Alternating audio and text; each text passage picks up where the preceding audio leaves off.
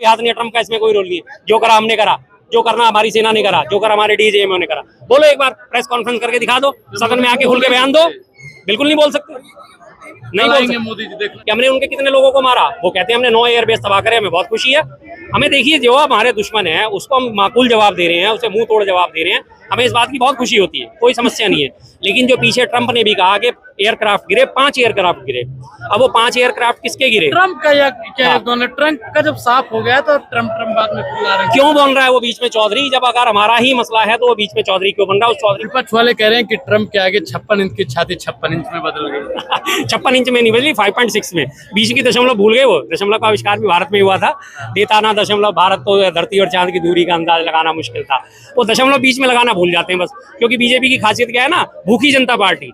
लोगों के रोजगार खा जाती है, लोगों का भाईचारा खा जाती है, लोगों के अन्न खा जाती है, और सबसे ज्यादा खाने की इनकी आदत क्या है? क्लिप खाने की और बयान खाने की। बयान कोई कुछ और देता है, ये बीच में खा के बीच में से अपने मतलब का बयान निकाल के उसे वायरल कर देते हैं। तो ये 56 इंच नहीं है, उसके बीच के जो पॉइंट है दशमलव, ये उसे खा जाते हैं, दशमलव को खा जाते हैं, ताकि इनके पेट में कुछ तो जाए, तब जाके ये कहते हैं 56 इंच। वास्तव में 56 इंच तो दिखाओ सर, 56 इंच का सीना। हम सारे भेदभाव बुला के, सारे मतगत राजनीतिक मतभेद बुला के आपके साथ खड़े थे। 22 अप्रैल को हमला हुआ था, 24 अप्रैल को हमारी कांग्रेस सीडब्ल्यूसी की बैठक हुई। सीडब्ल्यूसी की बैठक में संवेद स्वर में स्वर पारित हुआ, हम सरकार के साथ हैं, हम देश के साथ हैं, पाकिस्तान को सबक सिखाइए। तमाम विपक्षी पार्टी, इंडिया गठबंधन, सबने एक ही सुर में कहा था। बच्चा, बूढ़ा, जवान, नौजवान, औरत, सब ने एक ही सुर में कहा था, सिखाओ पाकिस्तान को सबक, कर दो इस बार इसको उसका नेता नाबूद। लेकिन हुआ क्या? ट्रम्प साहब आए, लठगाड़ा, व्यापार नहीं करूंगा अगर आपने सीज फायर नहीं करा। ट्रम्प को करो। राजनाथ जी ने जब स्पष्ट कर दिया ट्रम्प का इसमें कोई योगदान नहीं, फिर भी आप तो खुल के कहो ना सर, प्रेस कॉन्फ्रेंस करो ना। बैठो, एक प्रेस कॉन्फ्रेंस करो, बीबीसी को बुलाओ, राइटर को बुलाओ, एएनआई को बुलाओ, पीटीआई को बुलाओ, तमाम इंटरनेशनल न्यूज एजेंसी है। जैसे ट्रम्प सीना ठोक के कह रहा है, वैसे आप भी 56 इंच के वास्तव में अगर हो, 56 इंच के सीना ठोक के करो एक प्रेस कॉन्फ्रेंस और बोलो ट्रम्प का इसमें कोई हाथ नहीं है, ट्रम्प का इसमें कोई रोल नहीं है। जो करा हमने करा, जो करना हमारी सेना ने करा, जो करा हमारे डीजीएमओ ने करा। बोलो एक बार प्रेस कॉन्फ्रेंस करके दिखा दो, सदन में आके खुल के बयान दो।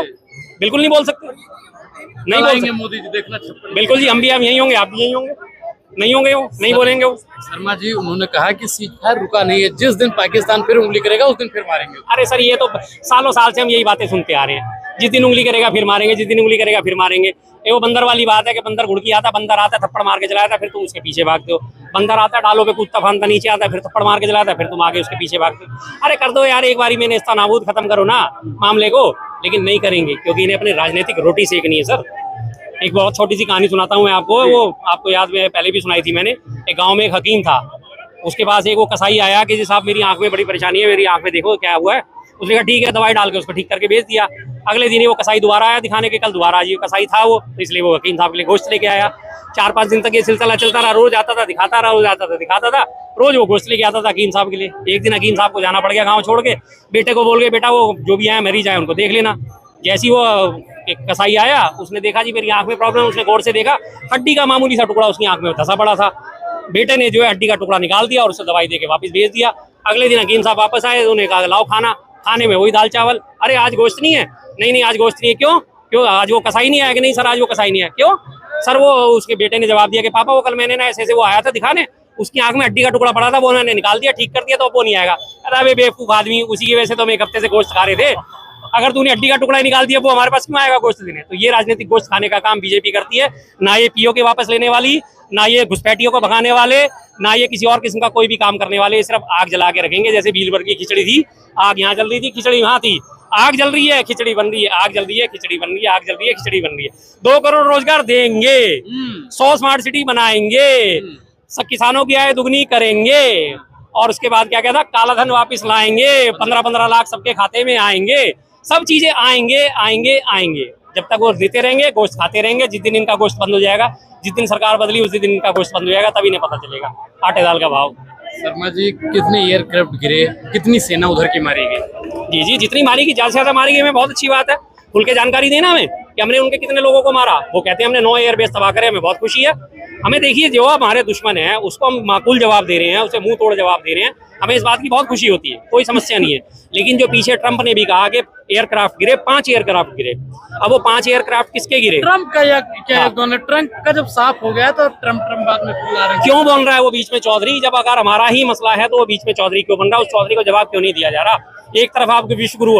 अभी एक देखिए सबसे हंसी की बात मैं आपको बताता हूँ, अभी 2 दिन पहले एक वो अप्रूवल रेटिंग जारी हुई है जिसमें मोदी जी को 75% रेटिंग के साथ विश्व गुरु माना गया है कि 75% लोग जो है मोदी जी को पसंद करते हैं।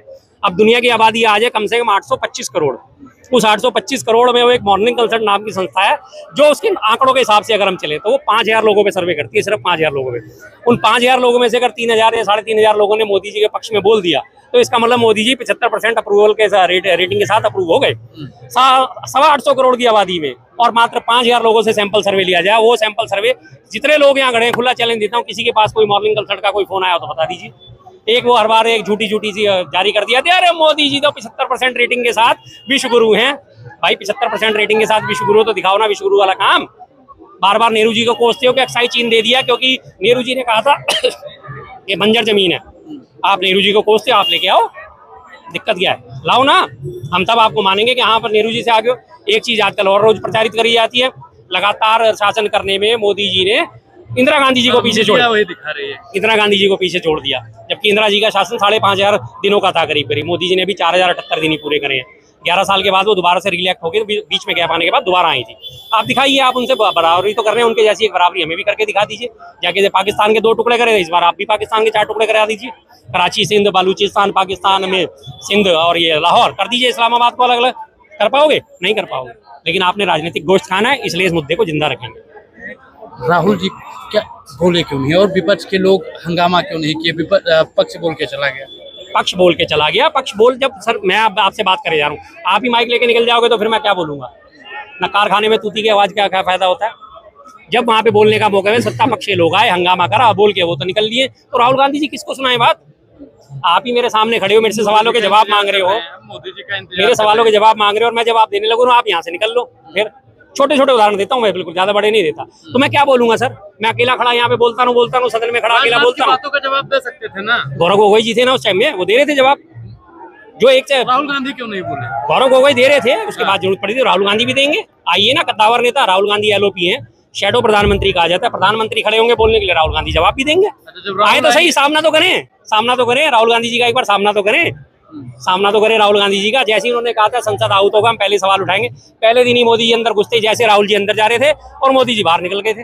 आपने देखा ना सबने, क्यों नहीं करा आमना सामना? मोदी जी ने 56 इंच है भैया, सीना चौड़ा करके सामना करना चाहिए था। वैसे तो आप उन्हें बड़ा कहते हो, कौन राहुल, कैसा राहुल? सामना करने का टाइम आता है आप सदन छोड़ के निकल लेते हो, रणछोड़दास बन जाते हो। अब फिर आएंगे, फिर देखते हैं कितना सामना कर पाते हैं राहुल गांधी जी का। हमें भी इंतजार रहेगा। सामना कर पाएंगे? मुझे नहीं लगता, बिल्कुल नहीं आएंगे वो सामने, क्योंकि उनके वहाँ पे चहेते पत्रकार नहीं होते, वहाँ पे उनके चहेते वो फिल्मकार नहीं होते जो उनसे पूछते हैं आप आम काट के खाते हैं, चूस के खाते हैं, आप जेब में बटुआ रखते हैं नहीं रखते हैं, आप टॉनिक कौन सा पीते हैं। ऐसे सवाल वहाँ पे संसद में उठेंगे नहीं। संसद में उठेंगे कड़े सवाल, करारे सवाल, उनका जवाब उनके पास होता नहीं है। टेलीप्रॉम्प्टर सामने नहीं होता, सबसे बड़ी दिक्कत तो मोदी जी की एक और भी है, टेलीप्रॉम्प्टर नहीं होता सामने, तो जो बोले तो बोले क्या, कहीं तो कहीं क्या, इसलिए वो भागते हैं। जी शर्मा जी, धन्यवाद। Thank you.